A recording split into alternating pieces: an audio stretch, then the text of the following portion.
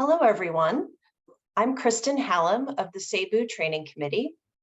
I'm a content strategist at S&P Global Market Intelligence. On behalf of Cebu, welcome to today's webinar on covering retail. We have a great moderator and panel here today. Our moderator is Melissa Repko, retail reporter for CNBC. And joining us today as panelists are John J. Edwards III, team leader for U.S. consumer coverage at Bloomberg News, Maria Halkias, retail reporter at the Dallas Morning News, and Dr. Michael Zdinak, economics director, consumer markets at S&P Global Market Intelligence. To our listeners, if you have a question for the panel, please drop it in the Zoom chat. Also, feel free to use hashtag Cebu on Twitter. With that, I'll hand things over to Melissa. Melissa? Thank you so much for joining us today. We have a lot to talk about, especially in light of all the news that's been going on in the world of retail. So first, I wanted to go around and have everyone introduce themselves and share a little bit more about what they do that's connected to retail. But I also wanted to remind all of our audience that throughout the session, you can submit questions in the chat feature, and we will answer those questions later on in the session. So please submit questions as you think about them, and we look forward to answering them. First, let's go around the circle. And Maria, tell us a little bit more about yourself and what you do with retail. Hi, Melissa, everyone. I cover retail as a business reporter, and I've been doing that since the early 1990s. So there's been lots of change, but Dallas is a great place to cover the beat. We have, all the trends are going to happen here. And so I kind of blessed with a great market to cover. But I feel like every market's interesting. When I go on vacation, I'm always checking out the local retail, and I haven't been disappointed. I mean, everywhere I go or on a business trip. So there's great retail everywhere. But anyway, we have, major chains headquartered here, national chains. We have emerging chains coming up that want to grow, and I feel like that's true in many markets, and a lot of strong independent small businesses. So as the internet has had a bigger impact on the news business, I've tried to be more local, because local is something that we can own, and yeah, it's a great beat. So I hope people enjoy it that are doing it. And we'll pass the baton to John. Tell us a little bit more about yourself and how you became a retail editor. Sure. Hi, I'm John Edwards at Bloomberg. I currently oversee a team of 8 reporters covering various aspects of consumer and retail. Retail specifically, there are 3 of my team who focus on that directly. One of them happens to be based in Dallas. Brendan Case covers Walmart and Target, big box retailers, along with the supermarket chains. Then we have Olivia Rockman, who's in New York, covering specialty retailers, department stores, and home improvement. And then we have Jeanette Newman, who is covering luxury for us, and also because of sort of a need that we had her jump in on, is our reporter on Bed Bath & Beyond and all of their struggles. So I've been in the business a long time. I've been at Bloomberg for a little over 5 years. Started there in Geneva, where I was on the European consumer team, and then moved to Boston about 3 years ago. Doing entertainment and media editing, and then took this job here in New York a little over a year ago. Before Bloomberg, I was at the Wall Street Journal for a long time and had some retail experience there. I was in London as the deputy business editor for EMEA, but overseeing our London reporters who covered retail and consumer topics. So it's part of where my interest in it came from. And like everyone else, I'm just a consumer myself, and so really interested in the topic and looking forward to talking about it. Great, thank you. What about you, Michael? Tell us a little bit more about you and what got you into the world of retail. Yes. Good morning, everyone. I'm Michael Zdinak, and I'm a director here at S&P Global Market Intelligence. I joined IHS Markit after I finished my PhD a couple of years ago, and I signed on in April, and we're now part of S&P Global Market Intelligence, and I cover U.S. consumer markets, and I sit on the team of macroeconomists that help forecast the U.S. economy. So I specialize in using the latest techniques from machine learning and econometrics to kind of forecast economic activity in real time. So my interest in retail stems from bringing a little bit more signal to all the noise that we see from these private data sources that we hear about in the news and these high frequency indicators we hear about, and try and help learn what that tells us about the actual economy. Great. Well, that segues nicely to my first question, and I'm going to a little bit throw out the script here because I feel like the retail numbers were so interesting today, and I wanted to get your take on them, and then what we as reporters and editors should be thinking about as we cover the latest retail sales numbers, but also think about the holiday season and 2023. Fantastic question. Yes, I was very busy this morning putting these numbers into context, and the broad themes that we're going to be talking about this morning is that retail really is the story of inventories and inflation this year. But the important context for today's report is that there was a lot of unexpected strength in October. We saw a strong growth in sales across a broad swath of categories, and today we saw that retreat a little bit. So the declines were broad-based. There was a lot of red. And so that has the potential to scare consumers. But a lot of that was price driven. So retail prices have been flat, unlike CPI prices, which continue to edge up. We've seen retail prices flat. And part of that downward pressure is driven by this excess inventories we see in our big box stores and our general merchandise categories, but also by the softening demand that we're starting to see for the economy. And so in our holiday forecast, which would now appears a bit too pessimistic because it was originally written when financial conditions were tightening in September. We're still looking at a decline year over year in terms of real sales, which are adjusted for inflation, and that's what our retailers and really care about, because that's volume, and that's what consumers really care about because that's what they bring home.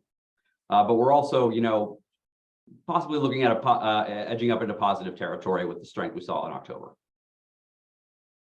Following up on that, I think the challenge for every retail reporter and really business reporters in general is that there's been a lot of conflicting indicators about how the economy is. How are you thinking that through, and what should reporters be thinking about when they cover numbers that in some cases seem at odds with one another? Absolutely, absolutely. So when we're looking at high frequency indicators, you really have to look at the historical performance of the indicator and its quality over time. So the PMI indicators that we produce are time tested and really give an insight into the economy, because it's a broad-based representative sample of manufacturing or services, and it is a leading indicator of where GDP is going. For the things that we saw about and read about in the news, strength in online sales and increases in foot traffic on Black Friday, a lot of those, it's not obvious that those samples are representative of broad swaths of the economy. So you always have to take them with a grain of salt. So if we're seeing something like online sales increasing, the question that I always ask myself is, going back to the same source last year or the year before, or however much data I can find, how reflective of it was it of when the actual numbers come out? Because that's what we all care about, right? If I could open up everybody's heads and see how they actually feel about the economy, that would be a dream for an economist. But if I can't use that number to inform investment decisions or GDP forecasts or personal consumption, what people are actually buying, the real activity in the economy, then it's not very useful.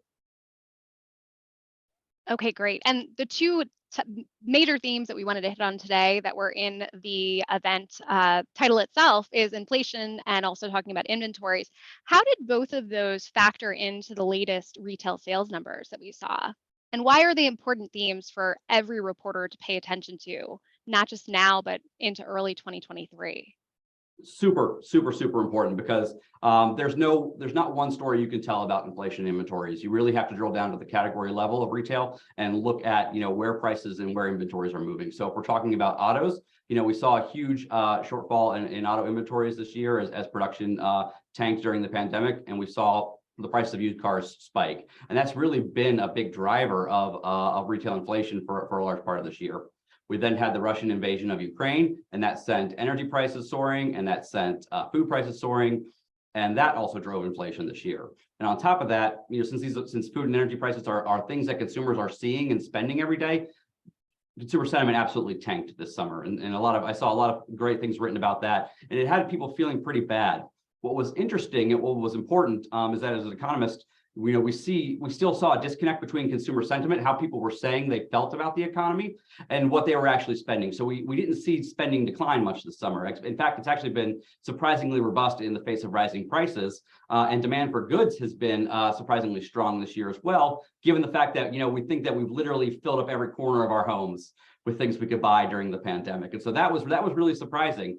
And what I attribute that to is the fact that when you're weighing these things, you're weighing yes, inflation is bad, but employment is also very high, unemployment's low, and the labor market's very tight. So people have jobs, and that means they have money to spend. And if people have jobs and have money to spend, they're going to spend it.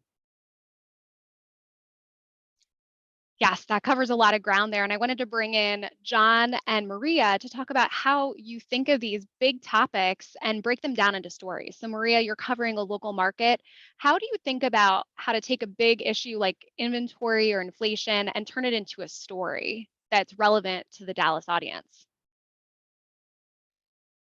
Well, we can, we use the local retailers to tell a lot of these stories, and local companies, because they are on the front line of it, and they can speak, very authoritatively about it because it's impacting their businesses. So back in February of 2021, when all those ships were out sitting outside of the port, the local furniture stores, they were almost comical about their situation. They were facing consumer calls, and people waiting months and months for their sofas. And now in the summertime, this past summer, it flipped, and going back to all these furniture retailers, now they're bringing back all these twice a year sales and all these crazy things that they used to do because of all the excess inventory that they were left with. And they'll tell you, you can ask, they'll drill down and tell you about, they took all these deliveries because they have these long relationships and they don't want to burn them, right? So they took maybe more than they should have because and so the details that they tell really illustrate this broader picture of the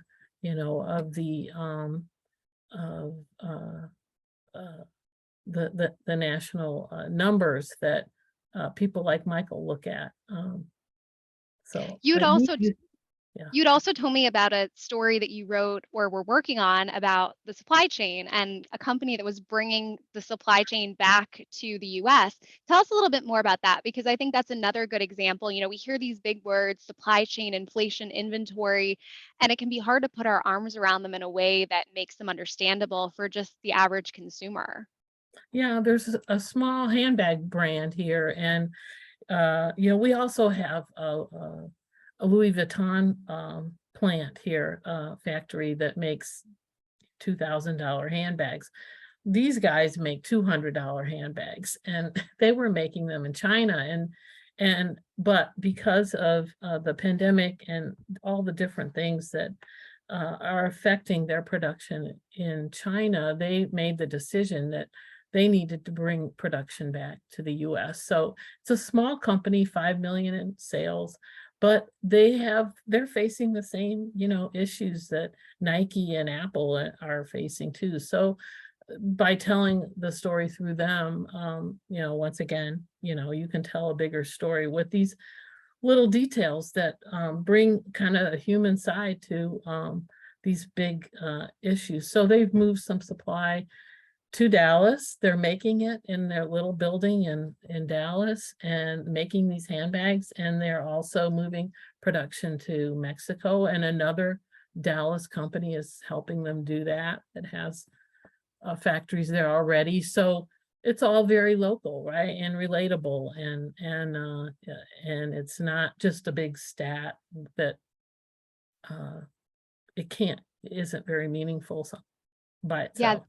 That's a great example. And I also think it's really important to go back to companies. I think sometimes, you made the point of you went back to the furniture company that was having trouble with inventory. And when the tides reversed and maybe they couldn't fit all their couches in the back room, you could write about that too. And sometimes reporters forget to kind of do the follow-up when the situation changes so much. John, how do you think about it from an editor's perspective when you're trying to take these big topics and break them into stories? I think in some ways it's similar to the approach that Maria takes. It's about details and specificity. So we obviously are serving a different sort of readership and a different market.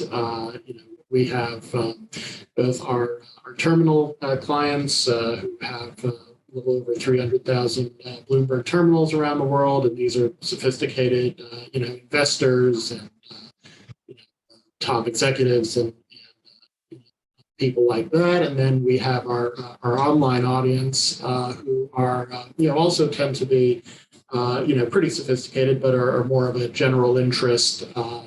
Sort of people who are interested in the world of business.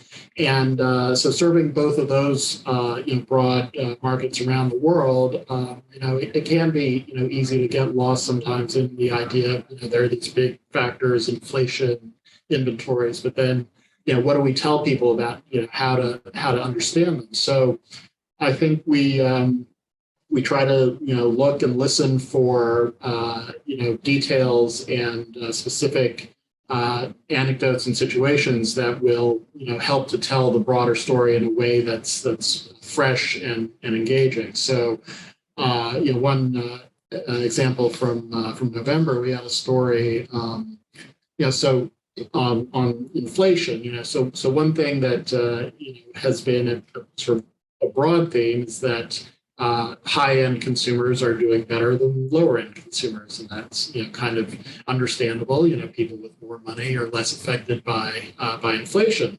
But something that stood out to us when we were talking with the CEO of Saks was that he mentioned that within luxury, what they were starting to see is sort of the entry-level luxury products were starting to suffer as even, sort of within the broad group of people with money or people who are luxury shoppers, the people, on the lower end of that spectrum were also starting to feel the pinch and forego some of the sort of, as we call them in our headline, some of the mini splurges that they've been enjoying through the pandemic. So things like, Gucci slippers and Balenciaga belts and stuff like that. So that level of luxury was starting to suffer, so that, doing a story on, that, sort of breaking down, where that was starting to pinch people, help people to understand that even within luxury, it's not a monolith, and you have to watch for what part of luxury is the company serving. So over at like Capri Holdings, they've got Michael Kors, which is a big sort of entry luxury brand, and it's been kind of struggling. So we had examples like that, and then on the inventory side of things, actually. Had a good example from just this morning, so that worked out well. We had a story about, so again, with inventories, they've gotten bloated for various reasons, and you can just sort of look at, okay, bloated inventories. That's the big story, and they have to sell them down. They have to get stuff moving.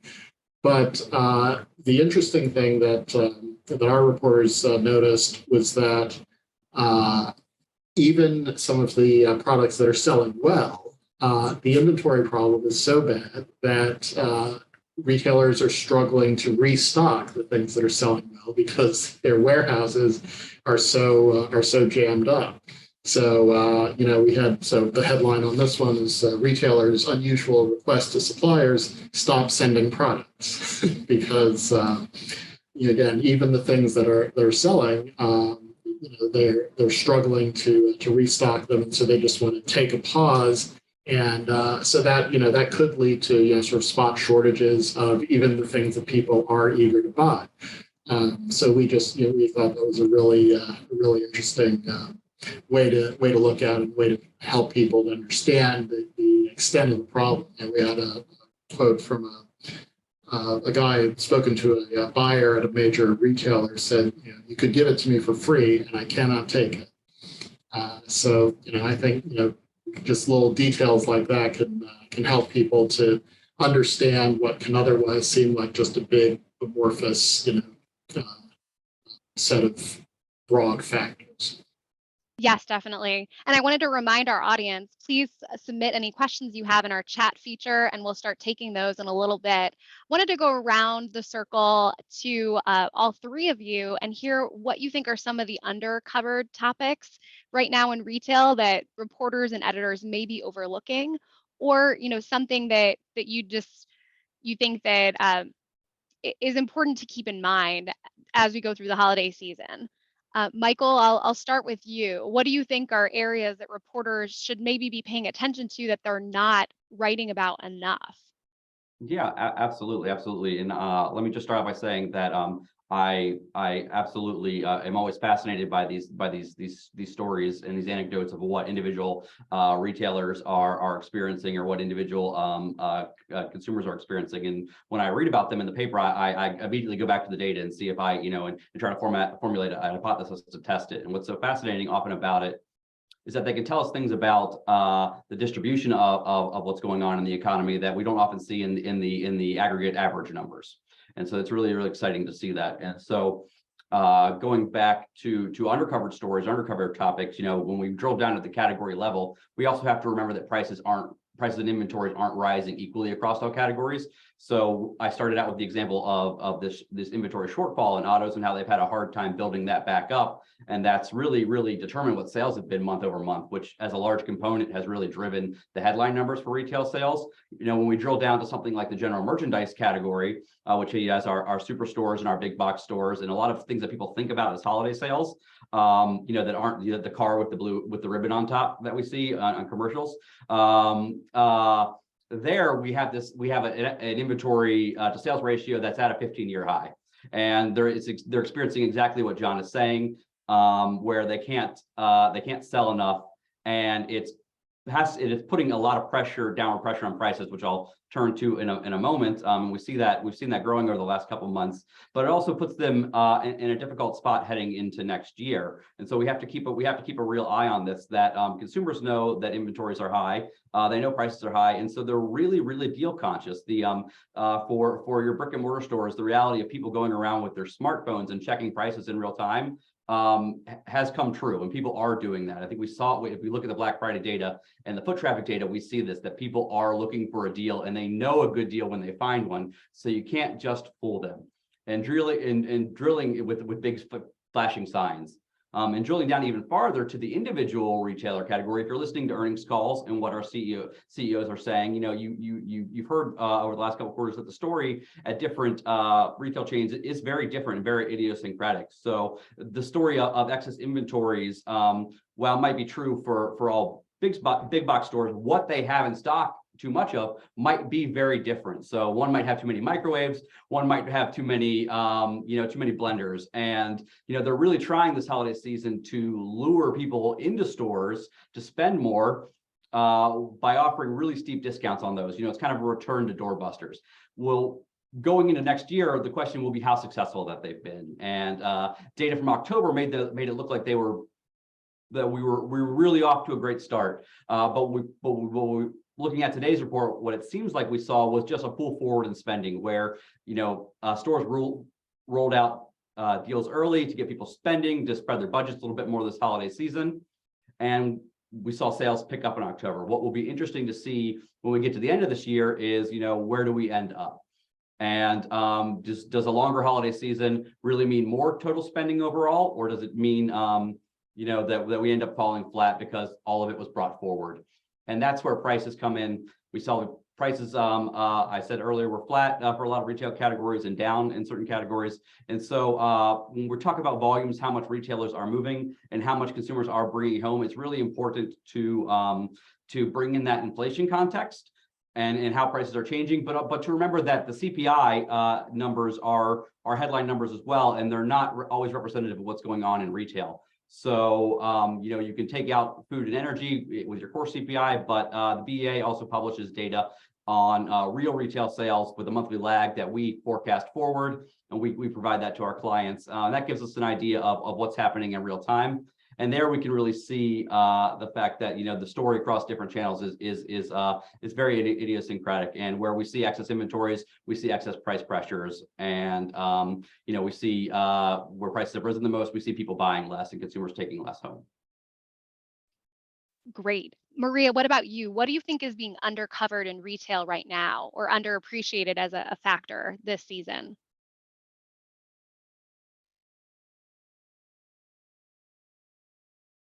Sorry, I didn't unmute. I think something, especially for covering holiday at the local level, real estate is something we have to keep paying attention to. I know we're kind of all sick of the dying malls, but they're still dying, and it's a good thing to go be out there and look at. Pick up one of those fold out brochures, that directories at your mall, or take a picture of your online directory of your mall and see what happens in January and February.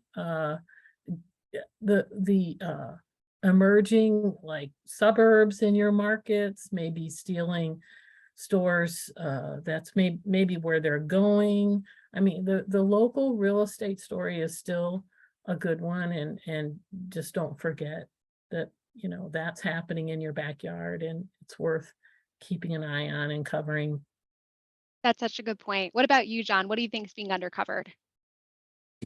Yeah, I think a little broader than just the holiday season. One thing I think deserves a lot of attention and is starting to get it, but I think definitely deserves a look is ESG issues, environmental, social, and governance. A lot of it is, of course, being demonized by a lot of folks in politics. We saw during I noticed during the Kroger Albertson Senate hearing about that proposed merger. Some of the Republican members were, asking why they thought that that their compatibility on ESG was a factor in the deal at all. What does that have to do with business? Well, I mean, I think that people who look at it a little more clearly and fairly sort of see that it is increasingly something that is indispensable for businesses to consider, both because of sort of real world factors affecting everything from how they source products to how they distribute them, and to of course consumer demand. I think consumers, while they are not all turning completely green and sort of interested in saving the planet, they are interested in products that can be perceived as doing doing good while doing well for them. So we've had some stories about we had one about compostable underwear as something that might be a solution for the very real problem of textile waste. More broadly, I mean, we had an interview a couple months ago with Essie Eggleston-Bracey, who's the U.S. president of Unilever, and as we asked her, Unilever has gotten a lot of criticism from some quarters for its heavy focus on ESG and social issues and diversity and inclusion in both how they run their company and in their marketing. And as she pointed out, they don't see this as sort of an add-on or an adjunct to running their business successfully. They see it as the way you have to run your business successfully in the modern era, and it opens up new markets for them. It helps them to if they think about serving for example the special needs of sort of melanated skin, that is not just a way to be sort of warm and fuzzy. It's a way to make more money by selling people something that they need that just wasn't thought about before because products were made just for the broadest sort of generic market. So considerations like that, I think showing people how these kinds of considerations are in fact hard-nosed business considerations is, I think, something we need to do more of. That's a great point. I'm going to toss in an answer too. I think one of the underappreciated elements of retail spending right now is also the wallet shift that's going on. People deciding how to spend their money between goods and services. And I think that, we talk a lot about inflation weighing on wallets, but people are also making choices to spend or save on vacations, on concert tickets, on things, even their commute, which is not really a choice so much as a necessity for a lot of people. So as those line items come back into the budget, what is that also doing on top of inflation? So I think it's really important to think about priorities. I've thought about that a little bit. I cover Target and other big box players, and Target has a middle income consumer, but those consumers may not only be trading down to Walmart or cheaper places to get groceries because of inflation. They may say, hey, I'm going to take my kids to Disney. I wasn't able to do that for the past 2 years. I'm sending my kid to soccer camp this year, so I'm going to save a little bit on grocery so that I can spend more in another area. So I think it's really important to keep those factors in mind. We keep going through a period where we're comparing against such an unusual year. And that's just going to keep going because in the year ahead, we're going to be seeing commodities costs change. We're seeing freight costs go away. So we always, as retail reporters, have to think about we're comparing a strange period against another strange period. So how do you make sure that you factor that in, that the sales numbers are not just up or down, but they're up or down because they were maybe up or down pretty dramatically a year ago or 2 years ago for a very specific reason. So it's not as simple to make meaning out of those numbers as it used to be because we're just comparing all of these very odd times against one another. So it's really important more than ever, I think, to get into the nuance when we're making those comparisons. And we have a question from the audience that I'll bring in. Mike has asked, what are some of the best free websites and tools for covering retail? And he also said, full disclosure, he keeps a list of them on journaliststoolbox.org. So that's a good resource for our audience too. Journalists with the S on the end, toolbox.org. So maybe we can give him a few more to add to the list. We'll go around the circle. Michael, can you think of any reports or free other resources you turn to that reporters may turn to as well? That's a tough one. Come back to me. Let me think about that for a second. Okay, what about you, Maria? I've got one, and it's timely with inflation. The BLS does have carved out inflation numbers for, I think it's 24 major cities, but if you're not covering a major city that has its own CPI, they also carve up the country in like 10 regions, like New England, Southeast, East, South, West, South, and those kinds of East, South, Central, you know what I mean. Okay, so anyway, so that website, so if you want to talk about inflation in your area and compare it like to the US, you know, that you can do that. And that website is, if you let me call it up here, if you Google, if you do BLS slash well, do Google BLS and CPI selected areas, and it'll come up, and you know, you can get a chart together. It's useful. You can compare the inflation to the US number, even if you're not in a major market.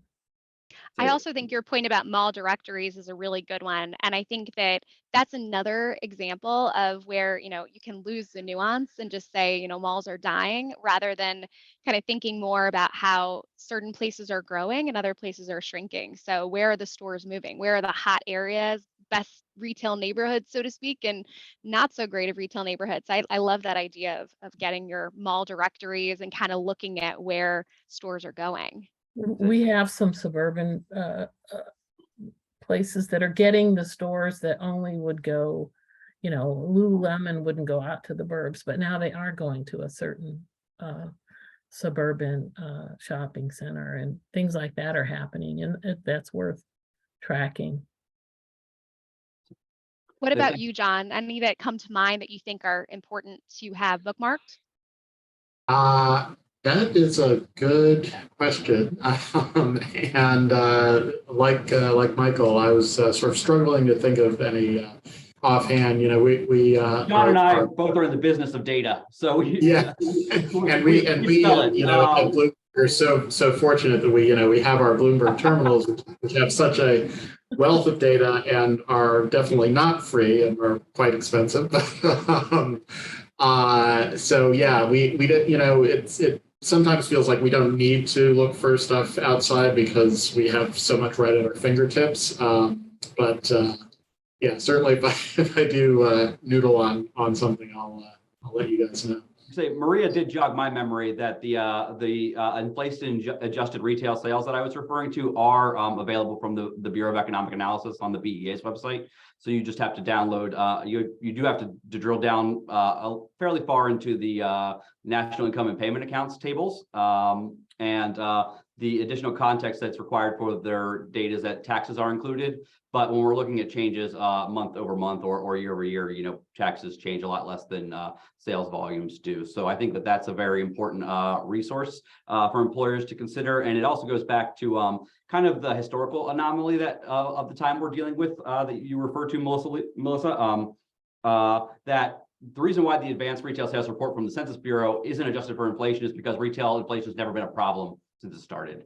You know, the rate's been almost zero since we started covering this in 1992. And so there hasn't been a demand for inflation adjusted retail sales. That's really a value added that we provided to our clients and journalists this year by kind of bringing people's attention to this data and to leveraging our own internal forecast to improve upon that data. And but that granularity is publicly available beyond this forecast. But you're also welcome to, you know, reach out to you know, myself or anyone else, and we're always happy to provide insights to help find this data or our access to our own analysis.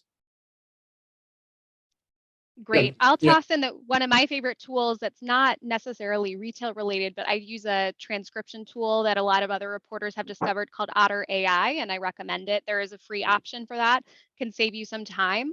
I also would say, you know, all those government reports, including the CPI numbers, retail sales, are free and available. And I think that more than ever, those headline numbers really do factor into our reporting. Same thing with unemployment. You know, so I think that it's worth, as a retail reporter, becoming more comfortable with those reports, becoming more knowledgeable about how to interpret them. And I also think it can be really helpful to compare, if you're covering a company, to look at comparisons with their stock price and how they're comparing to other companies, kind of try to figure out why is the stock up or down that compared to a year ago. And a lot of those numbers are publicly available. The secret is always kind of unlocking the meaning behind them. And so I think delving into those reports, I also think annual reports for companies are ones we don't look at enough because, for example, with inventory coverage, it's important to look at what is the makeup of a company's sales looking like. Right now, we're seeing a shift away from discretionary and towards necessities. So you can see that reflected in most companies' annual reports. How much do they generally sell of groceries versus other goods? How is that looking in their most recent quarter? So you can kind of draw out that historical information from their website and then compare. So that can be a useful tool too, that I think, sometimes it's deep in the archives, but you can pluck it back out.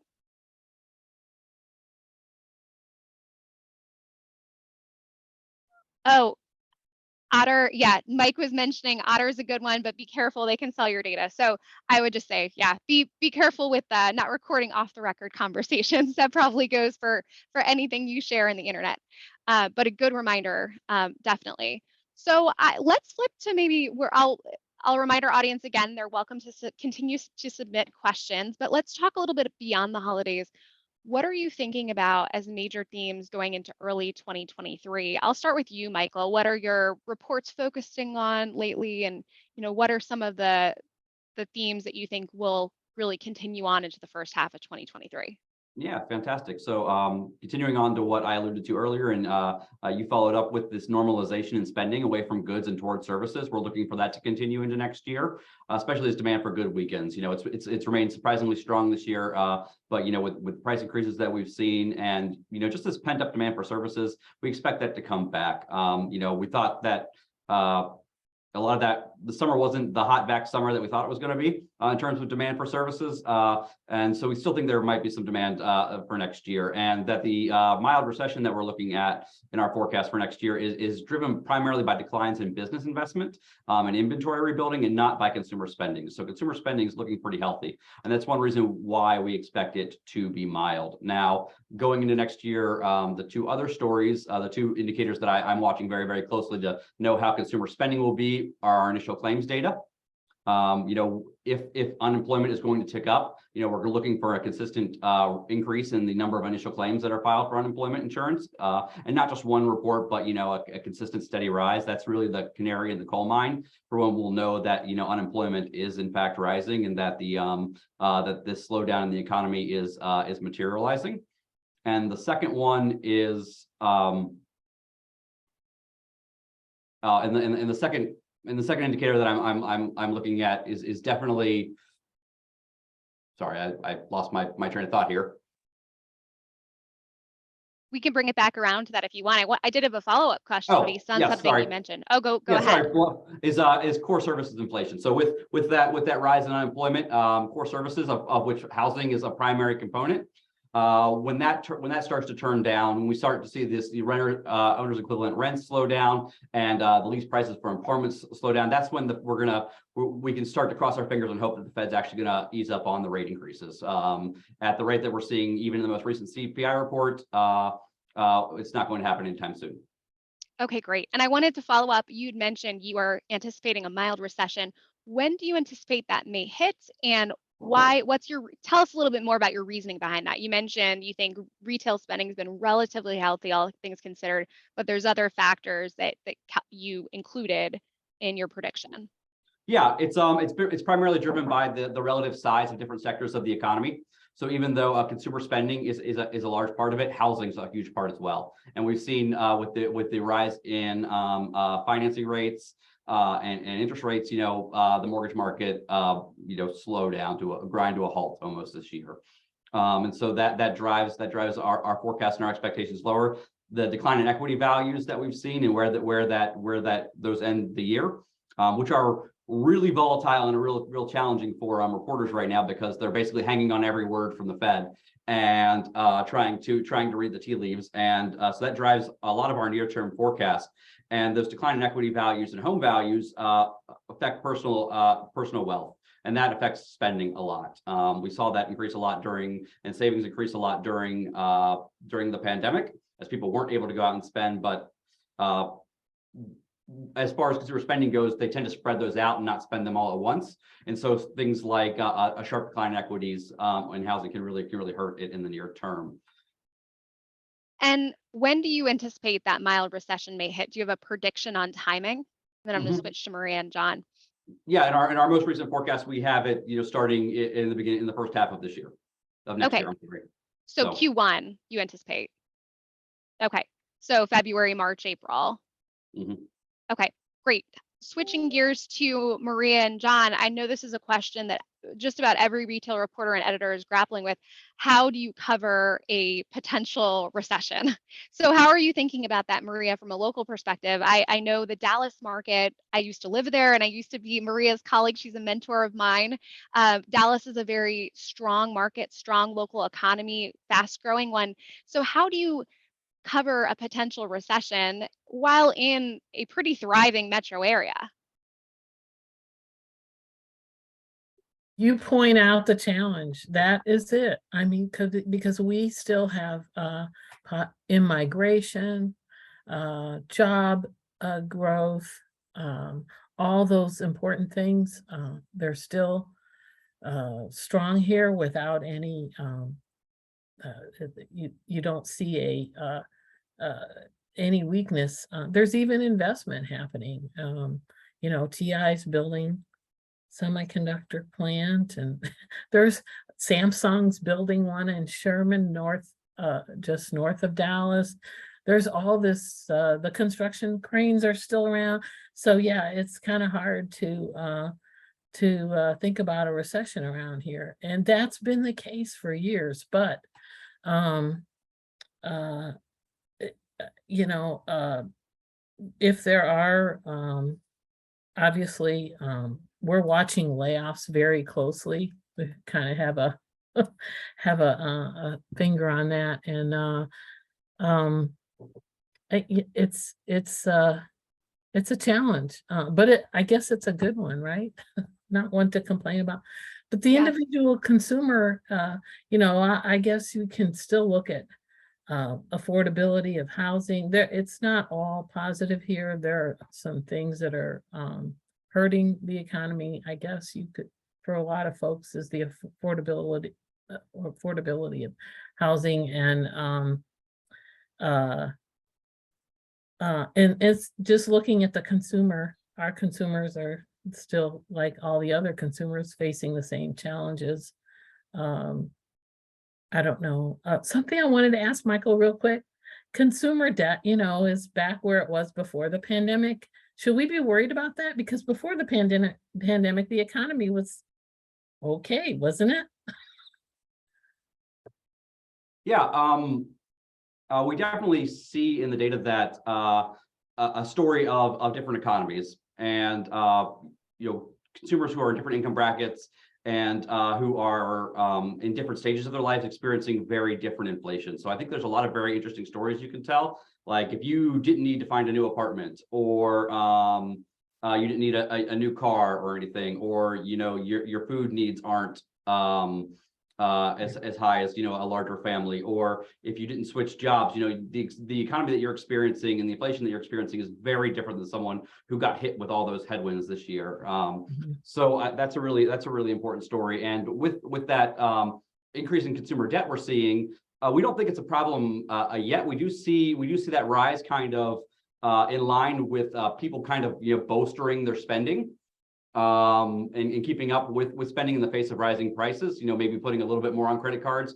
But with the tightness of the labor market that we've seen, the growth in wages, and honestly, the decline in debt we saw during the pandemic, you know, that's not a cautionary tale that we're telling at the moment. It's not something we're too concerned about now. It would be a leading indicator if you were starting to, you know, see uptick. Delinquencies are still very low, but if we started to see a rise in delinquencies or bankruptcies, that could certainly be indicative of further slowing down in the economy. But I wouldn't expect that in the near term until, you know, layoffs increase. To what extent do you think retail reporters should pay attention to personal savings rates going down? That's another big reversal. It's much lower than it was pre-pandemic. That's a fascinating indicator, but it is a rate. So what we have to remember is it's what people are saving now, and they've saved a lot over the last couple of years. So while it is declining and it is at a low point, it's not necessarily a harbinger of doom, because they still have plenty of savings and they still have jobs. Yeah, again, speaks to how complex and interesting this backdrop is. John, I wanted to switch to you. I thought, Maria, I did want to underscore some of the points you made about how covering your economy, knowing your market is so important when covering a potential recession. So in Dallas and in Austin and kind of high growth cities, I was just in Nashville, the same thing came up. You know, I was getting my my hair done actually there. And the person who was doing my hair was telling me, you know, I can barely afford to pay my rent in Nashville. It's so expensive here. And so even if you're in a market where people are unemployed and are feeling generally good, they may be feeling pinched from spending so much on housing now and then pulling back for the same reasons or slightly different reasons that people in a slower growing market may be. So John, over to you. What are you thinking about as we head into 2023 about retail themes? And how do you think about covering this potential recession? Yeah. I mean, I think, you know, the broad thing that I'm, you know, the very broad thing I'm interested in is just, you know, what if everything just gets worse, you know, like, because I think, you know, people like to think in terms of, you know, calendar years and like, you know, 2022 was difficult and had inventory problems and inflation, but all that is not going away, you know, at the end of the year. And so some companies are going to find themselves in even worse positions than they are already. And so that's broadly something that we're going to be, you know, looking for. I mean, our readers are very interested in, you know, they know that even, you know, in any environment, a recession, you know, expansion, there are always winners and losers. And so, you know, it becomes particularly interesting to find, you know, who are going to be the, you know, if there is a recession, who are going to be the winners in an environment like that.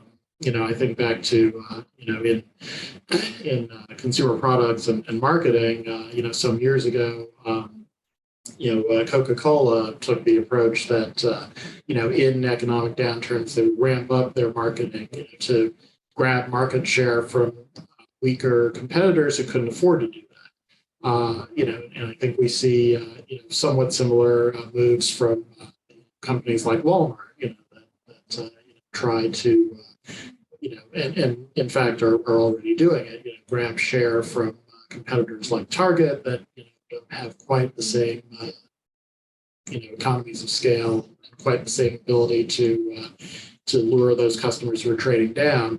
You know, so we'll be watching situations like that for sure. I think the folks at Bloomberg Economics are expecting a recession not until the second half of 23, although I believe similarly expecting it to be relatively shallow.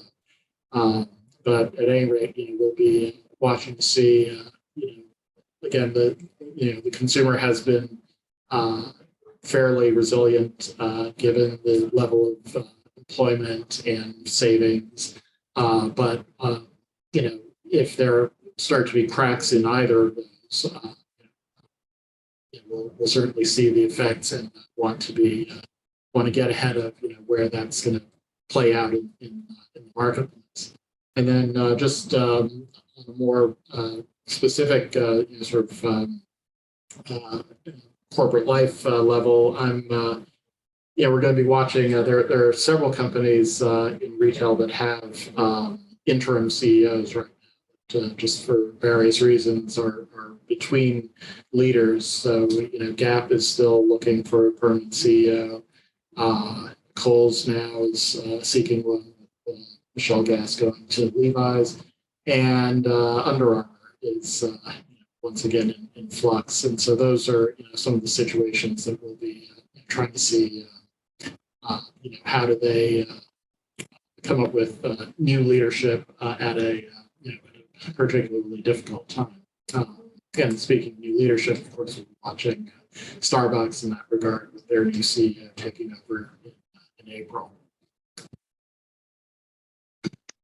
All really good points. I'm going to go around one more time. We're starting to wrap up the session, but I wanted to have everyone give a last word of, you know, any advice you would give to retail reporters or anything you would particularly emphasize at this time. I'll give two thoughts, which is that, you know, going back to one of the themes of this session, inventory, I think we're going to get a really good progress report at the end of the holiday season based on inventory levels of which companies are in good or bad shape. That's going to be one of the biggest numbers to watch, is a lot of retailers are under pressure to get into a cleaner position going into Q1. And remember, retailers are in an interesting spot because they don't sell through a lot of that inventory during the holiday season. They still have one more month. They can sell it out in January, but we may see, an abundance of sales in January, especially at those retailers that are not selling through. I would also say that I think this is a period of time where we're starting to see a lot of white collar layoffs, and we're seeing companies announce a lot of things and kind of hiding behind inflation as the reason. We've also seen this with organized retail crime. Companies that are not putting up good numbers are often saying, oh, we're, having a lot of crime at our stores. Reminds me a lot of when companies were blaming, Russia invading Ukraine for their poor performance. So I think as retail reporters, we have to be very skeptical of the reasons that companies give, particularly when they have a terrible quarter. So I think as we go into the holiday reports, we have to remember, why are companies, what are they using as a scapegoat, and does that hold up? Do they really need to cut these workers? Were they looking for a reason? So it's important to keep that in the back of your mind, both, looking how clean are they with inventory, and then are there other reasons that they're actually making these decisions, that they're hiding behind inflation or another factor. So what about you, Michael? Anything that you think is kind of a last word you wanted to add to the conversation? Yeah, one more economic indicator for you, real disposable income. So that's, what people are taking home, wages and salaries adjusted for inflation. We look for that to turn up next year. And that's usually a very good indicator of the health of consumer spending. But the environment that we're operating in is challenging, and everyone seems to think a recession is coming, especially because of, that inflation is still high and remains elevated, despite the fact that it's come down, and that unemployment remains too low. And so the Federal Reserve has a mandate to act and will act. And so we're still looking for turning points. So keep those in mind. But also don't forget about the long-term stories. The generational shift that's going on in the labor force currently, as baby boomers are aging out of the working age population, and a much smaller generation, millennials are aging in. And so if labor force participation has remained flat for the last couple of years, and if we're looking at that to save employment, we need a large increase in immigration, and that's something that no one's talking about right now. That's such a good point. And the other thing I hear is generational differences in what people buy, that, Yes. millennials are often very experience oriented rather than oriented towards buying stuff like their parents might have been, or they're buying different kinds of stuff, shopping different places. So that's a really good point on the labor side and the consumer side. John, what about you? Yeah, I mean, I thought a lot of what you said was great, and I want to amplify that. As we're, from what you mentioned before about the unusual period we're coming out of, and the excuses that companies make, and the comparisons they like to have, and people are still, putting in their reports, their quarterly reports, comparisons back to 2019. Which is becoming less and less relevant. I mean, it's like you should be doing a lot better than you were in 2019, no matter what happened. So, I think looking at, yes, there are factors that are affecting everyone, but really drilling into execution and how companies are, how companies are dealing with the factors that everybody's dealing with, and either doing it better or doing it worse. And again, to go to Walmart and Target, I think that we saw both of them sort of the middle of this year talk about their heavy inventory situation and how they were going to deal with it. And Target said they were going to take a strong and immediate approach and sort of knock it out right away. And Walmart said it would be more measured, and it turned out that Target essentially overpromised. So looking at specific situations like that, will be important as we go forward. And Maria, what tips do you have for local journalists? I think you mentioned a lot of really good ones about kind of keeping your eyes and ears out. And I know you make a ton of visits to retailers to see what's going on, paying attention to things like, the amount of promotion going on, really paying attention to those little details. What else would you suggest? I do. I think you really have to be out there. But something I wanted to bring up also is that no one mentioned Amazon, and the local the other retailers have all really got good at doing things during the pandemic because they had to. So it's going to be interesting. Are they going to keep that up? Is the rest of retail going to continue to do things that are, fighting back with Amazon? I mean, it seems like something's going on there. What's gonna happen? Yeah, it is a really interesting dynamic. I think Amazon was this boogeyman for so long, and now we're actually seeing Amazon have a lot of its own problems. Exactly. To John's point about execution. And so a lot of local businesses and, big box stores are kind of getting a chance to flex their muscle in a different way, stand out with merchandise, stand out with their own supply chain operations. Right. So it's not as, once again, the storyline is not simple. And that's why retail is so much fun to cover, because it's constantly changing. You can't be sure that something is going to stick around forever. It changes. So true. Well, thank you so much for a great conversation. I wanted to remind our audience too that, pay attention to your email and check cebu.org for more information about Cebu's next training sessions. More will be coming. And if you have a suggestion about future training topics, Cebu would love your input. So please email Cebu, SABEW, at cebu.org and suggest if there would be something helpful for you to learn in the next session. And this concludes today's session. Thank you so much for joining us, and have a very happy holidays. And thanks to all of our speakers for bringing all their insights today. Thanks again. Thank you so much. Take care, everyone. Happy holidays. Bye. Thank Happy you. holidays. Happy holidays. Thanks.